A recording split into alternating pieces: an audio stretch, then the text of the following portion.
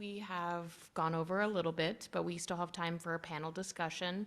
Does anybody have any questions for our group up at the table? Yes. Let me grab a mic back to you.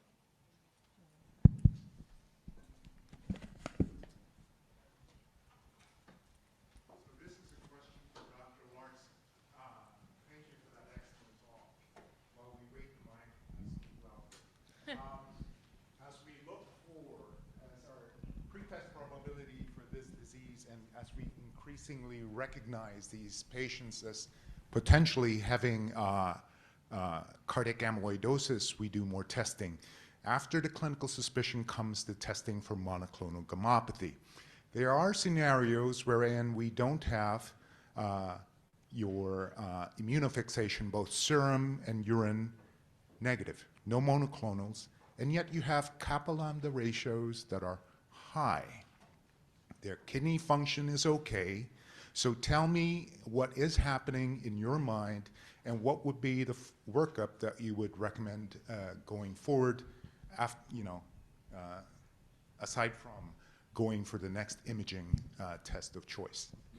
Yeah, thanks for the question. So great question, because it's so clinically relevant, and if you spend any amount of time in clinic working up these patients, this is a very routine dilemma that we see. So in my time at Mayo, I feel like I was routinely receiving emails from our friends in heart failure clinic regarding, hey, what do you think about this light chain ratio? So one thing I would oftentimes advocate for, if you have a colleague from a hematology standpoint that you have faith in, I would never hesitate to run these type of scenarios by them, but I would have an extremely low threshold to refer that type of patient. I think if, obviously there was something clinically that made you think, I'm gonna do this test, and if there's, a light chain abnormality, I would say at least kind of lateral that over to a hematologist that you feel like has experience with amyloid to help kind of decide, is this something we need to go on and do, a bone marrow biopsy for or further evaluate for. So, in that scenario that you highlighted, I think one thing I kind of quickly alluded to in my talk, I would honestly say, so from a hepatic standpoint, so in patients who have metabolic syndrome, you see some, an ultrasound,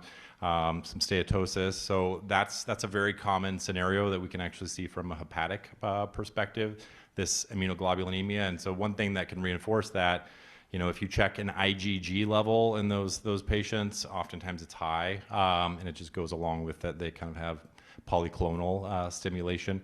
Another common scenario is vaccination, so that it's not a long-term phenomenon, but a patient gets a booster, and their light chains get checked a week later, and so that's a reason to potentially follow it up, or an actual infection. So lots of I would say nuances to it. So it's a very sensitive test, not a very specific test. Yeah. Thanks for some great talks. I have some provocative questions. One, and it's sort of in all three areas. So number one is, in any patient that's diagnosed with cardiac amyloid who doesn't have a definitive diagnosis of polyneuropathy, should we be referring to neuro to do EMGs, nerve conduction studies, et cetera, once we've made a diagnosis of amyloid? Second question, from a heme standpoint is, from what I understood from the talk and my understanding, obviously if we get a kappa lambda, that's a sensitive test, as you said, but not very specific. Is there any reason why we can't just do that as a first-line test and then go to, let's say, immunofixation only if it's abnormal? Is there a reason that we have to do all three up front? And then the last question, I guess, is I don't think my lab has Alcyon blue. It seems like it's a really good stain.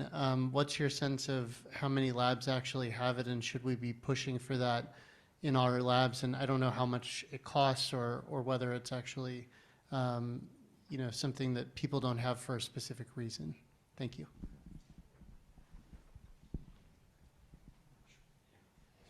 I can tackle part two of that question from a testing standpoint. So, some of the data that kind of goes back now probably 10 plus years. So Dr. Katzman at Mayo Rochester, who really helped pioneer some of the free light chain testing in the first place.